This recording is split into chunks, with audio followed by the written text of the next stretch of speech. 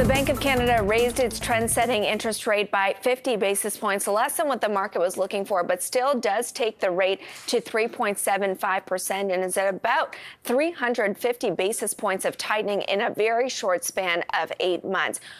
Many people have already felt this if you have a mortgage, especially if you have a variable rate mortgage. So what does the latest move by the Bank of Canada mean for you and your mortgage strategy? Let's bring in Steve Ranson, President and CEO of HomeEquity Bank. Steve, thanks so much for joining us.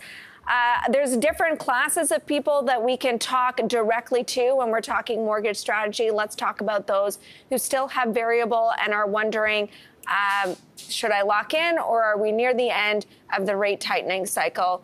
What's your advice to them? Well, that's a great question. And thanks for having me on the show, by the way. I think, rates have come so far so fast. There's probably a feeling that, well, maybe they've topped out and I'll stay in variable. Though I think, at the end of the Bank of Canada's announcement, they made it pretty clear they expect to keep tightening, which means if you're in a variable rate, you're probably looking at another 50 basis points, possibly as early as December.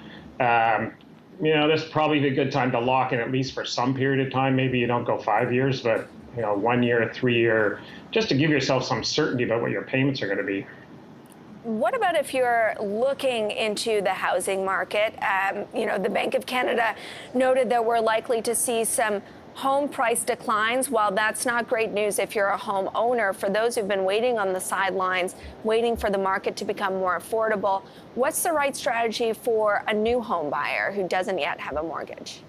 Yeah, so, you're right. House prices have definitely come down. We're seeing that in our business. The average appraised value of people applying now is about 11 to 15% lower than it was in Q2 this year. So prices are definitely coming down. I think the challenge for new home buyers is there's not that many listings. People are still hanging on, kind of hoping they're going to get the price they might have got in February. And so it makes it hard for new homeowners to find something to buy if people aren't willing to sell.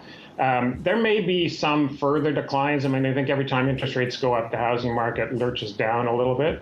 But my advice to somebody would be, if you can find a house you like now and you expect to be in it for a good long period of time, buy it. And a mortgage strategy around that?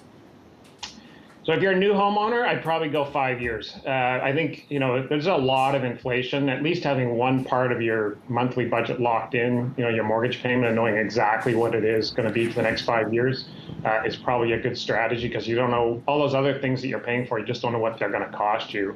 If you do get some extra money, if inflation eases up, then, make a principal payment on your mortgage and kind of reduce the balance. But I think certainty right now is a good thing. You mentioned one thing that has kept the housing market stubbornly, resilient, especially when it comes to home prices. Even though they've come down, they've not collapsed. And that's because homeowners are hanging on. Even if their mortgage payments are going up, they're hanging on. And we haven't seen, a flood of forced sellers, people who simply cannot afford their homes anymore because rates are rising. And that was always and has always been kind of the bearish thesis, right, on home prices and what could happen in Canada's housing market. Is there a point at which you get concerned that we are getting close to that tipping point in the housing market? Do you see a scenario where that ever plays out? Probably not. The great percentage of Canadians, whether it's, our customers who are older Canadians or first-time home buyers, take longer-term mortgages. I think the last time I saw something like 70% of Canadians are in longer-term fixed-rate mortgages, so they just don't have that pressure. So I just can't see it. Possibly people who are, investors and own houses and, are trying to sort of basically have the rental income carry the mortgage payment, that could be a group that's selling. But no, I don't see that kind of extreme pressure in the housing market. What do you see in terms of financing?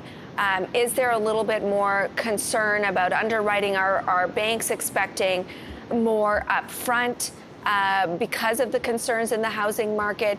It used to be relatively easy to kind of negotiate, pit lenders against each other. Because it was such a hot housing market. Has that pared back significantly?